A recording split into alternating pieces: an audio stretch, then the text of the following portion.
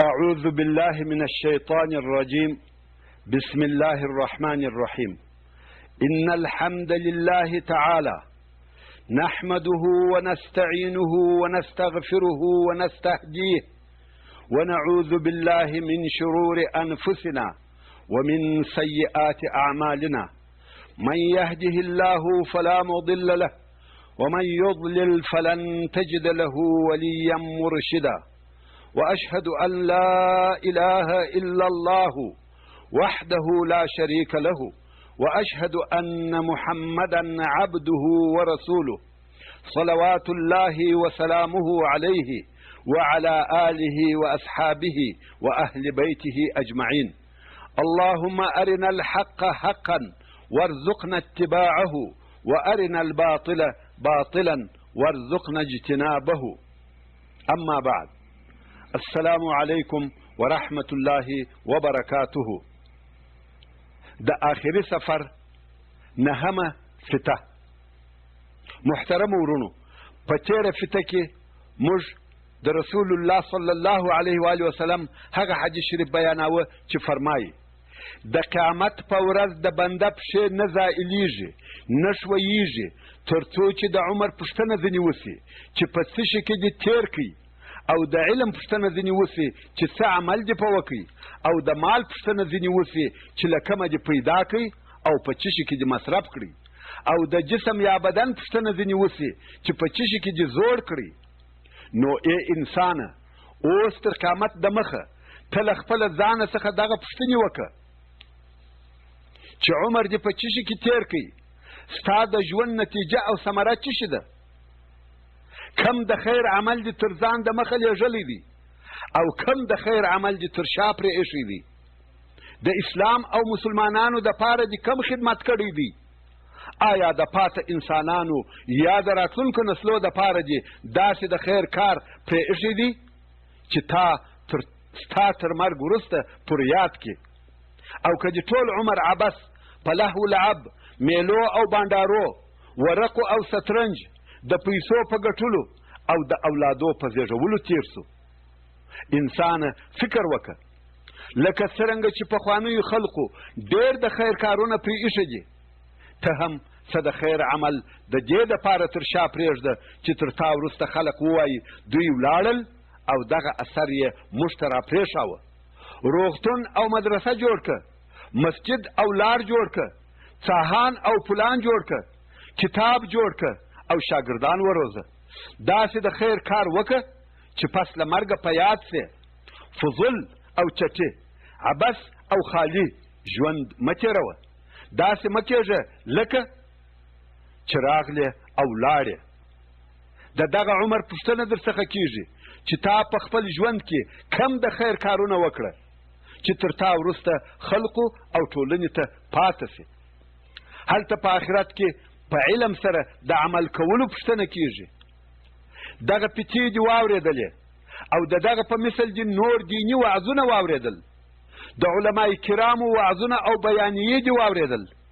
آیا څه اثر یې در پکښې وکړي؟ آیا ستا په ژوند کې تغییر او تبدیل راوستی؟ آیا په هغه علم چې تا حاصل کړی دی عمل دې په کړی دی؟ بله پوښتنه د مال ده. ستا د مال او پیسو پوښتنه در څخه کېږي چې څنګه او له کومه ځایه څخه دې ګټلې؟ د هر ډالر او افغانۍ، د هرې کالدارې او ریال پوښتنه در څخه کېږي چې له کومه راغله او چیرې ولاړل یا په څه شي کې مصرف سوه؟ ته پوه سوې چې د مال او پیسو پوښتنه دوه واره در څخه کېږي. هم یې د ګټلو پوښتنه کېږي چې د کومې لارې دې ګټلې، او هم یې د مصرفولو پوښتنه کېږي. ښایي مګر ډېر لږ. نن ورځ ځینې کسان حلالې پیسې وګټي، خو په خرڅولو او مصرفولو کې یې بې فکره او بې پروا وي. پر هر څه چې یې خرڅ کړې، که اسراف وي او که نور د ریا او سیالیو کارونه، که یې مسلیانو یا د قاقینو ته په یوه شپه په زرهاو ورکړې، دا د ځان فخر بولي. خو د الله جل جلاله په لار کې که څه ځینې وغواړې، نه یې مصرفوي او نه یې درکوي.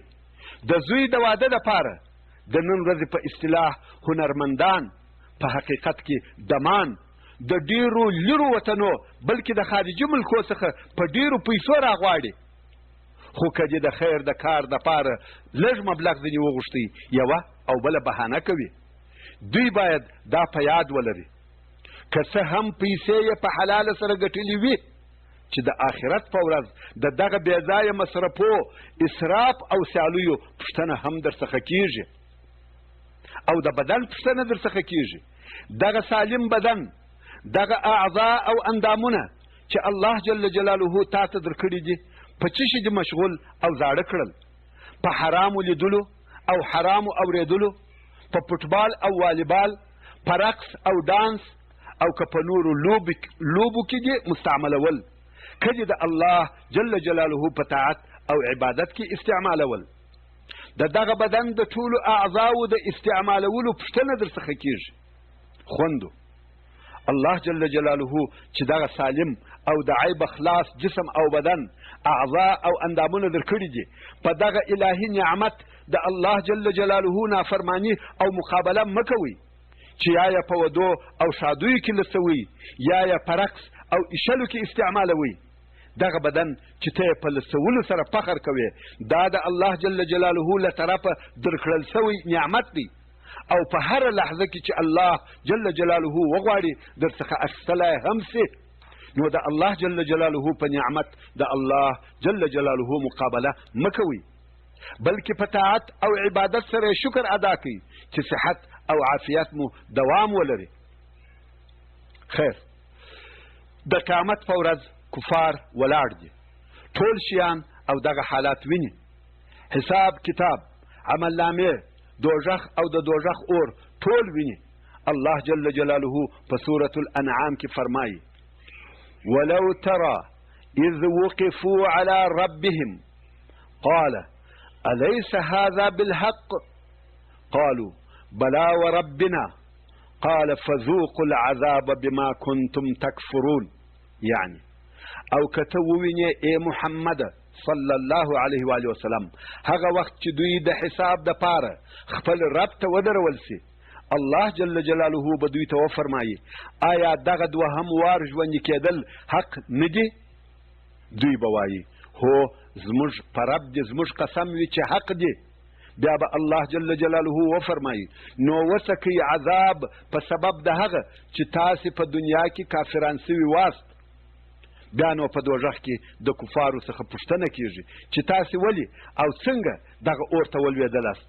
تاسې کوم عمل دغه دوزخ ته راوستلاست؟ نو کفار هغه لوی لوی کارونه چې د دوزخ د لوېدلو اصلي سببونه دي وریادوي او وایي. الله جل جلاله په سورة المدثر کې فرمایي: قالوا لم نكو من المصلين ولم نكو نطعم المسكين وكنا نخوض مع الخائضين وكنا نكذب بيوم الدين حتى أتانا اليقين فما تنفعهم شفاعة الشافعين. يعني د دوزخیانو څخه چې پوښتنه وسي چې تاسې کم عمل و دغه دوزخ ته راوستلاست؟ دوی وایي موږ د لمونځ کوونکو څخه نه وو، لمونځ مو نه کاوه، د لمانځه څخه مه غافله کېږئ، لمونځ مه قضا کوئ او مه یې تر خپل وخت ځنډوئ. او بیا هم دوی وایي او غریبانو ته مو خواړه نه ورکول، او کله چې به په مجلس کې خبرې شروع سوې خبرې مو بې علمه کولې، عبث او بېهوده بیانونه مو کول، او موږ به د قیامت ورځ درواغ بلل تر څو چې موږ ته هغه یقیني خبر مرګ راغلی. الله جل جلاله فرمایي نو دوی ته د شفاعت کوونکو شفاعت ګټه او فایده نه رسوي. ورونو تاسې په آیات شریف کې واورېدل چې دوزخیان وایي او غریبانو ته مو خواړه نه ورکول. نو ای د مال خاوندانو تاسې مسؤلیتونه لرئ، ستاسې په مالو کې د بل چا حق هم سته. د دوستانو او غریبانو حاجت مه هېروئ. که د مال حقوق ور نه کړل سي هغه مال د اور د داخلېدلو سبب ګرځي. په هغه حدیث شریف کې چې امام بخاري او نور یې د عبدالله ابن عمر رضی الله تعالی عنهما څخه روایتوي، وایي رسول الله صلی الله علیه و آله وسلم وفرمایل او که چا د مسلمان یو مشکل او تکلیف ور ایسته یا رفع کړي الله جل جلاله به د قیامت د ورځې د تکالیفو څخه یو تکلیف ځینې ایسته کړي. د هغه خطرناکه شیانو څخه چې د هغه په باره کې د انسان سره مفصل سوال او جواب کیږي او پوښتنې ځینې کیږي یو هم مال دی. د دغو پوښتنو په سبب چې د مال په باره کې د مال د خاوندانو څخه کیږي دوی د جنت د داخلېدلو څخه ځنډول کیږي. په هغه حدیث شریف کې چې امام مسلم یې د عبدالله ابن عمرو ابن العاص رضی الله تعالی عنهما څخه روایتوي وایي د مال خاوندانو دغه حدیث شریف په غور او دقت سره واوري. عبدالله رضی الله تعالی عنه وایي ما د رسول الله صلی الله علیه و آله وسلم څخه واورېدل چې ویې فرمایل بېشکه چې د قیامت په ورځ د مهاجرینو فقیران تر غنیانو 40 کاله د مخه جنت ته ځي. ځینو غنیانو پوښتنه وکړه چې دا ولې یا رسول الله؟ رسول الله صلی الله علیه و آله وسلم وفرمایل دوی د خپلو مالو حساب ورکوي. هلته د هر درهم ډالر او افغاني کالداري او ریال پوښتنه کیږي چې له کومه راغلی او چیرې ولاړی. نو اغنیا 40 کاله د خپلو مالو حساب ورکوي او غریبان به په جنت کې وي. همدارنګه په صحیح حدیث شریف کې هغه چې امام احمد او ترمذی د ابو هريره رضی الله تعالی عنه څخه روایتوي وایي رسول الله صلی الله علیه و آله وسلم وفرمایل يدخل الفقراء الجنة قبل الأغنياء ب500 عام رواه احمد و ترمذی. فقیران او غریبان تر اغنیاو 1500 کاله د مخه جنت ته داخليږي.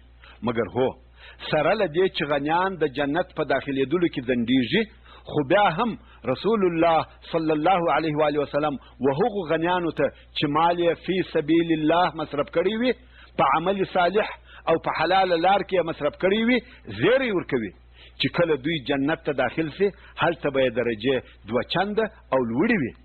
هو د جنت په داخلېدلو کې د حساب ورکولو په سبب ځنډېږي مګر کله چې جنت ته داخل سي که یې په نصیب وو درجه به یې لوړه وي.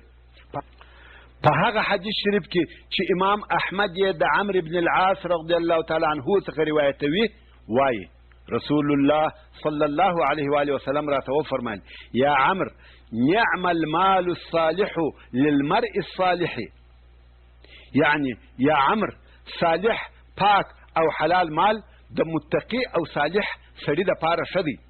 په هغه حدیث شریف کې چې امام احمد یې د ابو دردا رضی الله تعالی عنه څخه روایتوي وایي موږ ورسول الله صلی الله علیه و آله وسلم ته وویل یا رسول الله اغنیاو اجر او ثوابونه یوړل ځکه دوی حجونه کوي او موږ حج نسو کولی.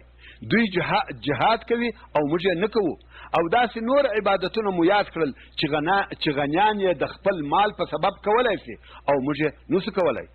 رسول الله صلی الله علیه و آله وسلم وفرمایل آیا تاسې ته داسې شی در وښیم که تاسې هغه شی عملي کړئ تر هغه به ښه ثوابونه حاصل کړئ کم چې له دوی څخه یې یو نفر حاصلوي.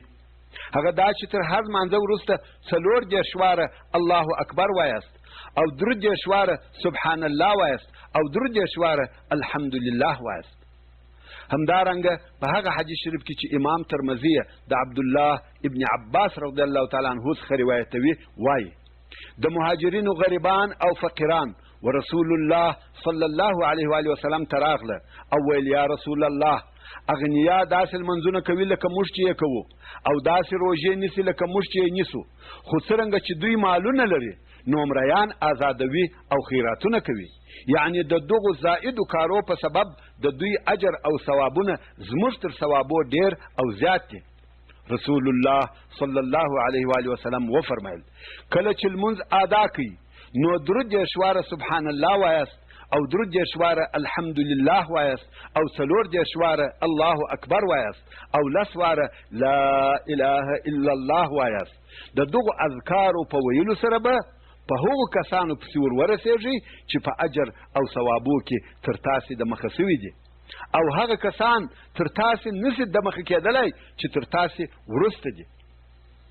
او په هغه حدیث شریف کې چې په جامع الصغیر او مسند ابو یعلا کې د ابو هريره رضی الله تعالی عنہ څخه روایت شوی دی، وایي د مسلمانانو فقیران یا مسکینان ورسول الله صلی الله علیه و آله وسلم ته ورغله او ویل یا رسول الله د مالو خاوندانو درجه او ثوابونه یوړل، ځکه دوی داسې لمنځونه کوي لکه موږ چې کوو، او داسې روژې نیسي لکه موږ چې نیسو، او داسې حجونه کوي لکه موږ چې حج کوو، او دوی زیات مالونه لري چې د هغه څخه خیراتونه او صدقه ورکوي، او زموږ سره داسې شی نشته چې خیرات ځینې ورکو.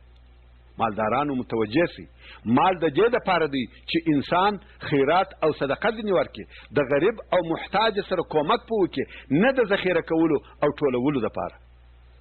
نو رسول الله صلی الله علیه و آله وسلم وفرمایل آیا داسې یو کار در وښیم که مو هغه کار وکړي په هغو کسانو پسې به ور ورسېږئ چې تر تاسې د مخه سوي دي، او هغه کسان به نه پسې در ورسېږي چې تر تاسې وروسته دي، بې له هغو کسانو چې دغه ستاسې پر قسم عمل وکړي.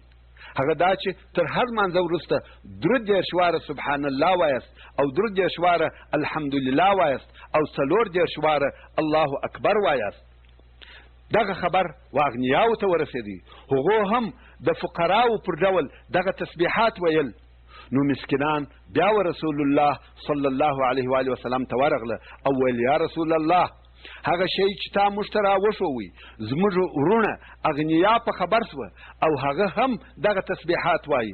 رسول الله صلی الله علیه و آله وسلم وفرمایل ذلک فضل الله یؤتیه من یشاء، دا د الله جل جلاله فضل دی، هغه چاته یې ورکوي چې د ده عز وجل خوښه وي. الله جل جلاله چې چاته مال ورکړي دغه مال سره له دې چې نعمت دی، خو په عین حال کې امتحان هم دی. نو که څوک په دغه امتحان کې کامیابه سو په لوړو درجو بدله اجر او ثوابونه ورکول کیږي، مګر که څوک په دغه امتحان کې ناکامه سو په دغه الهي نعمت غرور او لویي ځینې وسوه، کبر او سیالي ځینې وسوه، د حقدارانو حق یې ورد نه کړي، نو دغه مال د ده دپاره لوی غم او مصیبت وګرځي. یوازې دا نه چې مال امتحان دی، بلکې په دې دنیا کې هر نعمت او هر تکلیف ټول امتحانونه دي. کمال امتحان دی، خو غریبی او مسکنت هم امتحان دی. که صحت او منصب امتحان دی، خو مریضی او ضعیفی هم امتحان دی. که قوت او طاقت امتحان دی، خو غمونه او آفتونه هم امتحان دی. که شایست او ښه آواز امتحان دی، خو بدني عیبونه او کمبودی هم امتحان دی. څوک په نعمتو امتحانیږي او څوک په تکالیفو او زحمتو. نو کم انسان ته چې نعمتونه ورکول سوي دي هغه باید د دغو نعمتو نسبت و الله جل جلاله ته وکړي، د ځان چالاکي او چسپاندې ونه بولي، د الله جل جلاله شکر ادا کړي، او د شکر ترڅنګ په دغه ورکړه سوو نعمتو کې د نورو حق درلودونکو حقوق هیر نه کړي، او په هغه نعمت چې ده ته د الله جل جلاله له طرفه ورکړل سوی دی غرور او لویي ځینې ونسي، نو به شاکره انسان وي. الله جل جلاله د شکر په باره کې په سورت ابراهیم کې فرمایي لئن شکرتم لازیدنکم ولئن کفرتم ان عذابی لشدید. یعنی که مو زما د نعمتو شکر په توحید او طاعت سره ادا کړئ دغه من نعمتونه به نور هم در زیات کم، او که مو چیرې د دغه نعمتو انکار په کفر او ګناهو سره وکړئ عذاب به درکم، بېشکه چې زما عذاب ډېر سخت او شدید دی. او کم انسان چې په تکالیفو او زحمتو مبتلا سي د هغه څخه باید شکایت ونسي، او هر تکلیف د خپل رب عز وجل له طرفه د ځان دپاره خیر او مصلحت وبولي، او دی باید پوه سي چې په دغه تکلیف کې یو الهي حکمت موجود دی، او پر هر تکلیف صبر وکړي، نو به هغه صابره انسان ځینې جوړ سي. هغه صابره انسان چې الله جل جلاله د هغه په باره کې په سورة البقره کې فرمایي ولنبلونکم بشیء من الخوف والجوع ونقص من الاموال والانفس والثمرات وبشر الصابرین. یعنی او موږ به تاسې امتحان کو په څه بیره له دښمنه، داسې بیره به درته پیښه کو چې د شپې په خپل بستر کې په آرامه نسئ بېدېدلی، او په لوږه سره به مو امتحان کو، بارانونه به نه اوري، خواړه به لږ وي، د مالو په کمولو سره به مو امتحان کو چې یا به یې په سختي لاسته راوړئ، یا دا چې تاوان به وکړي، یا دا چې حیوانات به مو مړه کېږي، او د ځانو په تاوان به مو امتحان کو چې یا به مړه کېږي، یا به ناروغه کېږي، یا به ففي سبیل الله جهاد کې وژل کېږي، او په کموالي د میوو به مو امتحان کو، دا چې باغونه او کښتونه مو لږ حاصلات وکړي، یا دا چې آفت پر راسي او خراب یې کړي. په دغو شیانو سره موږ تاسې امتحانوو چې صبر کوئ که یا. نو ای نبی محمد صلی الله علیه و آله وسلم هغو کسانو ته چې پر دغسې آفتو او مصیبتو یا په مثل د دغه پر نورو مشکلاتو صبر کوي، دغه صبر کوونکو ته په داسې شي سره زیری ورکه چې دوی خوشحاله کوي، چې هغه په دنیا او آخرت کې ښه نتیجه ده.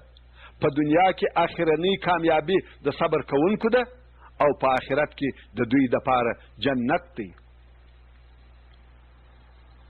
ورونو، د حساب په جمله کې د انسانانو څخه د هغه ورکړه سوو نعمتو پوښتنه کیږي.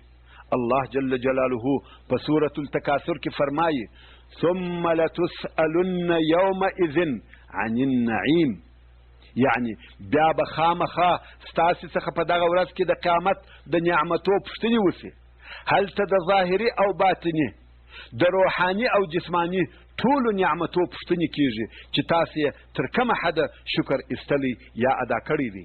په هغه حدیث شریف کې چې امام ترمذي د ابو هریره رضی الله تعالی عنه څخه روایتوي، وایي رسول الله صلی الله علیه و آله وسلم وفرمایل د نعمتو د جملې څخه اول هغه شی چې د بنده انسان څخه د قیامت په ورځ پوښتنه کیږي هغه دا دی چې ورته وویل سي آیا موږ ستا بدن نو در سالم کړی، جوړ روغ نه وې او په یخو اوبو مو نه وې اوبه کړی؟ تاسې د هغو ناروغانو په حال کې فکر وکړئ چې دا یې غوښتنه او ارزو وي چې کشکې مې د روژې نیولو توان درلودلی، کشکې مې د شپې د لمانځه او د قرآن مجید د ویلو قدرت درلودلی. ډېر داسې ناروغان شته چې د زړه غوښتنه یې دا ده چې د طاعت او عبادت طاقت ولري، صحیح رکوع او صحیح سجده وکړي، خپل رب عز وجل ته سر پر سجده کښېږدي، خو د هغه خپلې ناروغۍ له سببه دغه کار نسي کولی. مګر ته ای جوړه، ای د صحت خاونده، الله جل جلاله چې تا ته دغه د صحت لوی نعمت درکړی دی، تا په دغه صحت کې څه وکړه؟ نو د نعمتو په حساب کې اول د انسان څخه پوښتنه کیږي او ورته ویل کیږي آیا ما تا ته صحت نو درکړی؟ او بیا د یو بل عجیب شي پوښتنه کیږي. دوهم شی چې انسان ته وریادیږي هغه اوبه دي، او ورته وویل سي آیا په یخو اوبو مې نه وې اوبه کړې؟ تاسې پوهیږئ چې اوبه کله چې بیا یخې هم وي څونه لوی نعمت دی. نو الله جل جلاله د نعمتو د ټولو انواعو او اقسامو پوښتنه راڅخه کوي، د صحت څخه راجولې بیا تر یخو اوبو پورې، هر خواړه چې خورې، د چښلو هر شی چې چښې، هر کالی چې اغوندې، د ټولو پوښتنه کیږي. خوندو، دغه د کالو خبره خاص تاسې ته متوجه ده. په خپل لباس او کالو کې غور او فکر وکړئ، مال او پیسې پر کالو مه مصرفوئ. ثم لتسألن یومئذ عن النعیم، بیا به خامخا ستاسې څخه د قیامت په ورځ د نعمتو پوښتنې وسي. د دې پر ځای چې ګران قیمته لباس واغوندې، ځینې خویندې سته چې د نامه او سیالوی دپاره داسې کالي اغوندي چې قیمت یې په زرو زرو وي. د رب عز وجل څخه وبېرېږئ، معقول او مناسب شی واغوندئ، او هغه نور زیات قیمت یې په صدقه او خیرات کې ورکئ. ستاسې پر شاوخوا ډېر غریبان، د دوا محتاجه ناروغان او بېوزلي مسکینان سته. په هغه حدیث شریف کې چې امام احمد یې د ابو امامه رضی الله تعالی عنه څخه روایتوي، وایي رسول الله صلی الله علیه و آله وسلم وفرمایل زه جنت ته داخل سوم او هیڅوک مې تر اغنیاو او ښځو لږ ونه لیدل. راته وویل سوه هر څه چې اغنیا دي هغه هلته د جنت په دروازه کې د خپلو مالو حساب ورکوي، او ښځې 2 سرو شیانو چې سره زر او ریشمین کالي دي له جنته څخه مشغوله کړې.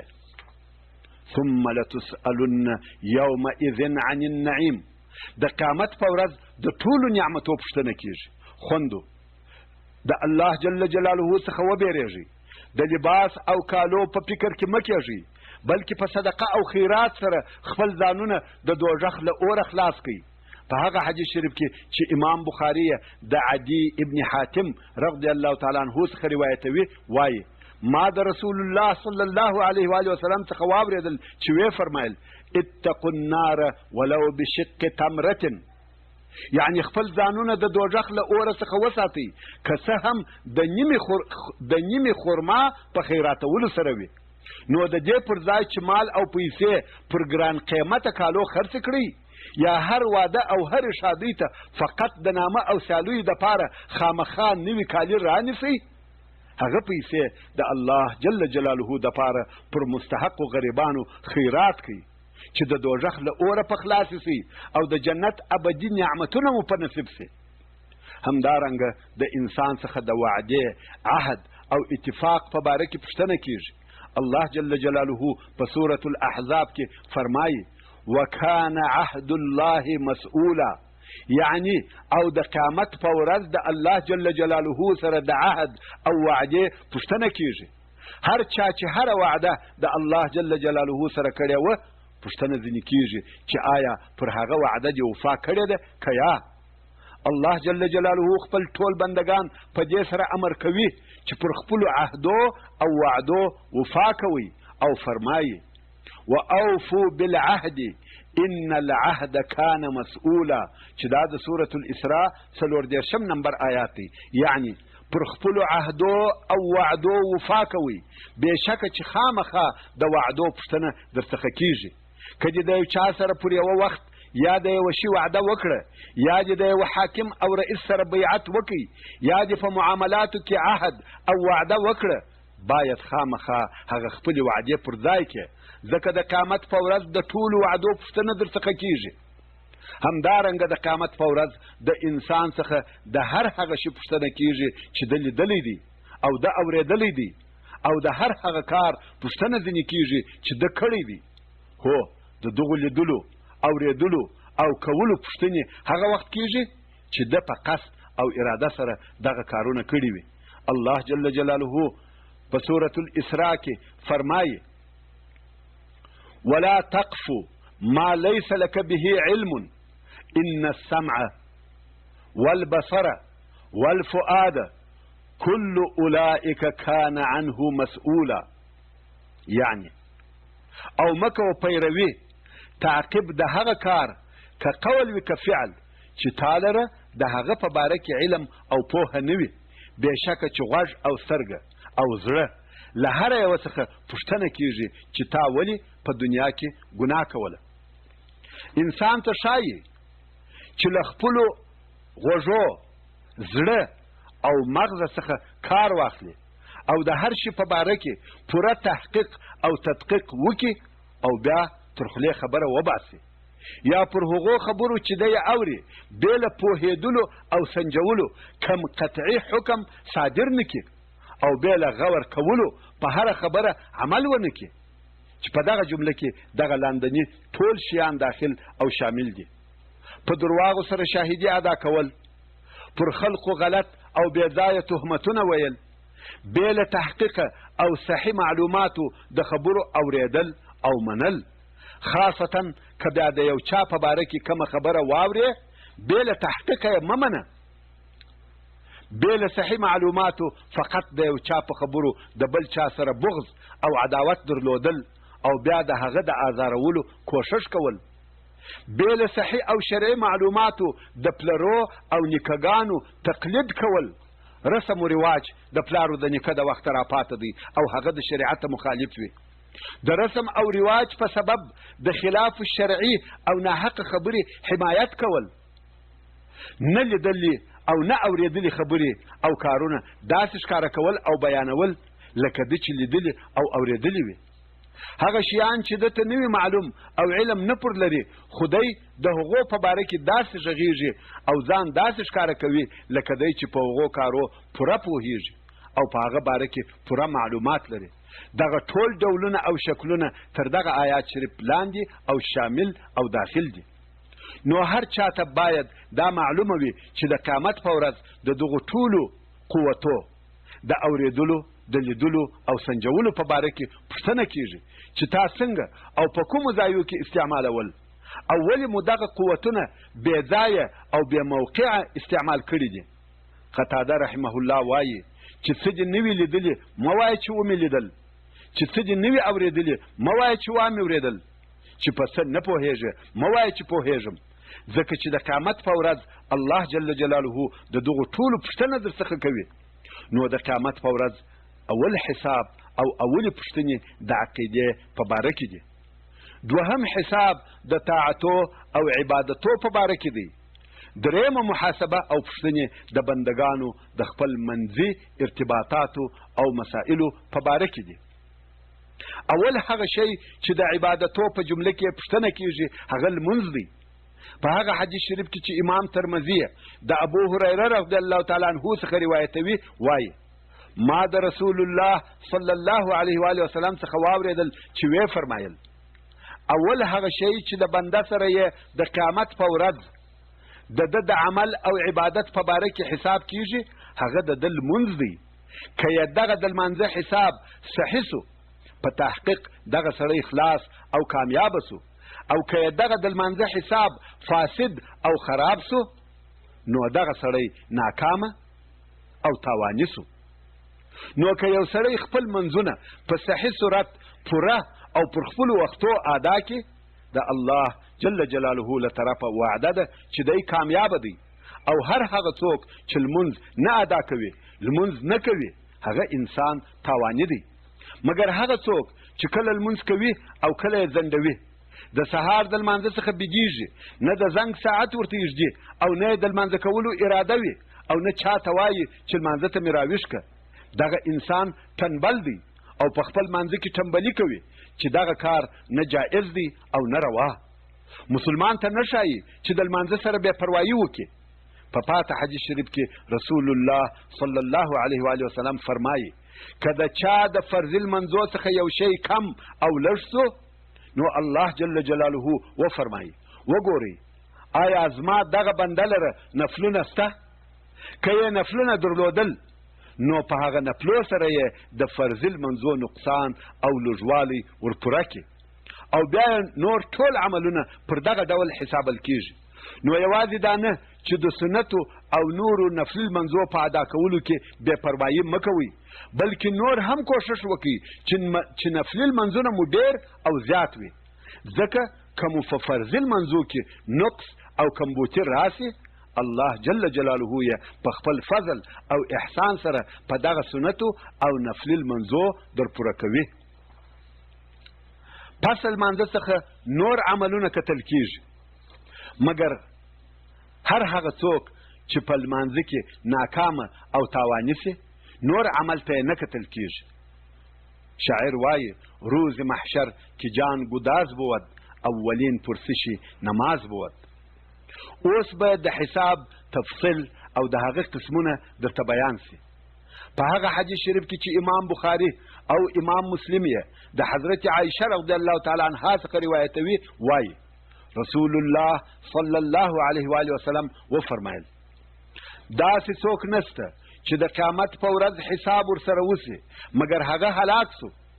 حضرت عایشه رضی الله تعالی عنها وایي ما ورته وویل یا رسول الله آیا الله جل جلاله نه دي فرمایلی فاما من اوتی کتابه بیمینه فسوف یحاسب حسابا یسیرا. یعنی هر هغه څوک چې د عمل نامه د پر اصل اس ورکړل سي نو د سره به آسانه حساب وکړل سي. رسول الله صلی الله علیه و آله وسلم وفرمایل دا حساب نه دی بلکې دغه سړي یوازې عملونه عرضیږي. خدا سي څوک نسته چې د قیامت په ورځ د نقاش سوال او جواب ورسره وسي مګر هغه لره خامخا عذاب ورکول کیږي.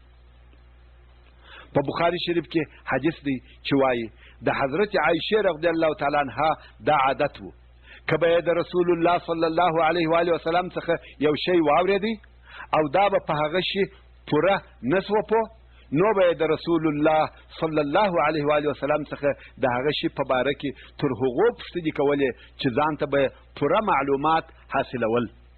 نو کله چې رسول الله صلی الله علیه و آله وسلم وفرمایل د قیامت په ورځ چې د هر چا سره حساب وسي هغه هلاکیږي، نو حضرت عایشه رضی الله تعالی عنها وایي ما ورته وویل یا رسول الله آیا الله جل جلاله نه دي فرمایلی هر هغه څوک چې د ده عملنامه د ده په راسته لاس ورکول سي نو د ده سره به آسانه حساب وکړل سي، نو د الله جل جلاله په قول د دغه انسان سره هم حساب کیږي چې عملنامه یې په راسته لاس ورکول سوه، نو آیا دغه څوک هم هلاکیږي؟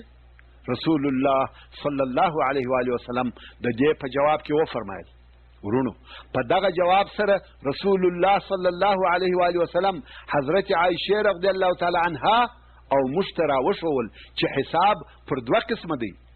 رسول الله صلی الله علیه و آله وسلم وفرمایل د مسلمان حساب عرض یا وړاندې کېدل د عملو دي، د مسلمان سره تفصیلي حساب نه کیږي، د مسلمان حساب فقط د ده پر حساب تیرېدل او د عملو ښکاره کېدل دي، مګر هغه څوک چې په حساب کې مناقشه سوال او جواب وسي هغه هلاکیږي.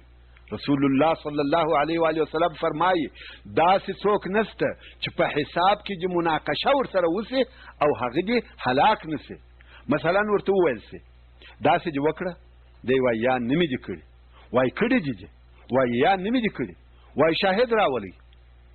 دا هغه څوک دی چې په حساب کې نقاش سوال او جواب راځي، مګر مسلمان فقط د هغه ښه او بد عملونه را د مخه کیږي، نو که یې ضد او عناد سرکشي او انکار ونه کړل د هغه چا ده یوازې د حساب وړاندې کېدل یا ښکاره کېدل دي.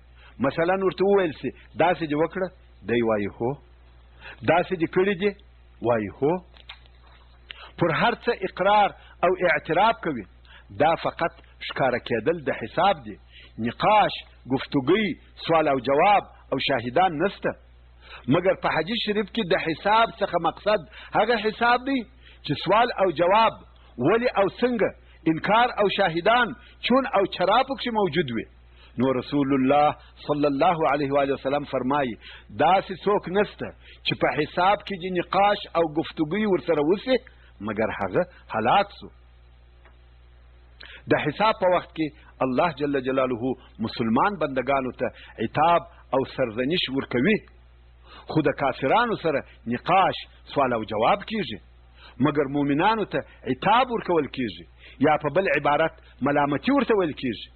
په هغه حدیث شریف کې چې امام مسلم یې د ابو هریره رضی الله تعالی عنه څخه روایتوي وایي رسول الله صلی الله علیه و آله وسلم وفرمایل چې الله سبحانه و تعالی به د قیامت په ورځ یو مسلمان بنده ته د ملامتیا پر قسم ووایي یا ابن آدم ای انسانه زه مریض سوم ته زما پوښتنې ته نه راغلې. هغه بنده به ووایي یا رب زه څنګه ستا پوښتنې ته درسم، حال دا چې ته رب العالمین یې. الله جل جلاله به وفرمایي آیا ته نسوې خبر چې زما پلانی بنده مریض سو او ته پوښتنې ته نه ورغلې؟ ته نه یې خبر که ته د هغه پوښتنې ته ورغلی وای زه به دې د ده سره پیدا کړی وای. یا ابن آدم ما ستا څخه خواړه وغوښتل او تا را نه کړل. بنده به وایي یا رب زه څنګه تا ته خواړه درکم، حال دا چې ته رب العالمین یې. الله جل جلاله به وفرمایي ته نه یې خبر چې زما فلاني بنده ستا څخه خواړه وغوښتل خو تا خواړه ور نه کړل. ته نه یې خبر که تا هغه ته خواړه ورکړي وای هغه خواړه به دې زما سره پیدا کړي وای. یا ابن آدم ما د څښلو اوبه در څخه وغوښتې خو تا اوبه را نه کړې. بنده به وایي یا رب زه څنګه تا ته اوبه درکم، حال دا چې ته رب العالمین یې. الله جل جلاله به وفرمایي زما فلاني بنده اوبه در څخه وغوښتې خو تا اوبه ور نه کړې، که چیرې تا اوبه کړې وای هغه به دې زما سره پیدا کړي وای. رواه مسلم. د قیامت په ورځ قصاص ته، یعنی یو له بله بدله او انتقام اخیستل کیږي.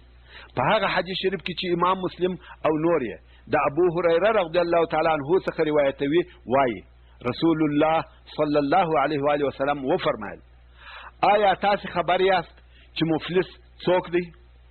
اصحاب کرام وویل په موږ کې مفلس هغه څوک دی چې نه درهم لري نه مال. رسول الله صلی الله علیه و آله وسلم وفرمایل زما د امت مفلس هغه څوک دی چې د قیامت په ورځ لمنځونه، روژې او زکات راوړي، ډېرې نیکۍ ولري، خو د هغو ترڅنګ بد اخلاقه هم وي. نو راسي دې ته یې ښکنځل کړي دي، پر هغه یې بهتان ویلی دي، د هغه یې مال خوړلی دی، د هغه یې وینې بهولی دي، دغه یې وهلی دی، یعنی د هغه عبادتو ترڅنګ یې د خلقو سره دغه بد ژوند او بده معامله هم کړې وي. نو د ده له نیکیو څخه هغه یوه ته چې پر ده یې یو حق پاته وي ورکول کېږي، او هغه بل ته یې هم د نیکیو څخه ورکول کېږي، هغه بل ته یې هم نیکۍ ورکول کېږي. که یې نیکۍ د مخه تر دې خلاصې سوې چې هغه د ده پورونه په ادا کېږي، نو د هغو د ګناهو څخه رااخیستل کېږي او پر ده ایښول کېږي او بیا نو دی په اور کې وغورځول سي. نو د رسول الله صلی الله علیه و آله وسلم په قول حقیقي مفلس هغه څوک دی چې د قیامت په ورځ ډېر ښه عملونه ولري، مګر د هغه ښو عملو ترڅنګ بد اخلاقه هم وي، خلقو ته یې قسم قسم آزارونه رسولي وي، چاته یې ښکنځل کړي وي، څوک یې وهلی وي، د چا یې غیبت کړی وي، پر چا یې بد ویلي، چاته یې په سپکه سترګه کتلي دي، د چا یې مال خوړلی دی، د چا یې وینې بهولی دي، نو د هغه عبادتو ترڅنګ یې دغه بد اخلاقه ژوند هم کړی وي. اوس نو هغو کسانو ته چې پر ده حقوق باندې دي د ده د ښو عملو څخه ورکول کېږي، تر څو چې ټوله ښه عملونه یې د هغه بد اخلاقیو په بدل کې خلاصې سي. هغه نور حقوق چې پر ده پاته دي د هغو په بدل کې د هغه حقداره ګناه پر ده ایښول کېږي. نو بدبختانه د دغه انسان ټولې نیکۍ بل ته ورکول سوې او د هغه نورو په ګناهو هم پسې بار سو، بیا نو د دوژخ په اور کې واچول سي. خبره دا ده چې یو انسان یوازې د عبادتو په کولو سره نه ښه سړی کېږي، بلکې د عبادتو ترڅنګ مو اخلاق هم باید ښه وي. نو اخلاق او د خلکو سره معامله ښه کړئ چې د دغه افلاس او مفلسۍ څخه وساتل سي. موږ مخکې وویل چې د قیامت په ورځ اول حساب او اولې پوښتنې د عقیدې په باره کې دي او بیا د عبادتو حساب کېږي. دریم د بندگانو په منځ کې د دوی د ژوندانه د علاقاتو او معاملاتو حساب کېږي. نو د بندگانو د حساب په هکله هغه اول شی چې د هغه حساب کېږي هغه د وینو حساب دی، د قتل او وژنې حساب دی. په هغه حدیث شریف کې چې امام بخاري او امام مسلم یې د عبدالله رضی الله تعالی عنه څخه روایتوي وایي رسول الله صلی الله علیه و آله وسلم وفرمایل اول ما یقضى بین الناس یوم القیامة فی الدماء. رواه البخاري ومسلم. یعنی اول هغه شی چې د قیامت په ورځ یې د خلقو په منځ کې حکم او فیصله کیږي هغه وینې دي، قتل او وژنه ده. مسلمان باید هیڅکله د بل مسلمان ورور په قتل او وژنه کې حصه وانخلي. پس له دغه حسابه څخه یو ډېر لوی او خطرناکه کار پیښیږي. موږ مخکې وویل چې ټول انسانان د حساب دپاره په انتظار ولاړ وه او بیا د نبی الرحمه صلی الله علیه و آله وسلم د شفاعت په سبب حساب شروع سو او له هر انسان څخه خپل عملنامه ورڅخه وه. د مسلمان حساب فقط د نیکیو او بدیو ښکاره کېدل وه، مګر د کافر او فاجر سره مناقشه، سوال او جواب، انکار او شاهدان وه. دغه ټول تیر سوه او د هر انسان حساب پوره او پای ته ورسېدی. ښه او بد عمل یې په عدل او انصاف، اقرار او شاهدانو ثابت کړل سوه. دلته نو ټول انسانان و یوه لوی او خطرناکه کار ته استول کېږي یا لیږل کېږي چې هغه میزان یا ترازو دی. الله جل جلاله دغه ترازو په خپل مکرم کتاب قرآن مجید کې ذکر کړی دی او فرمایي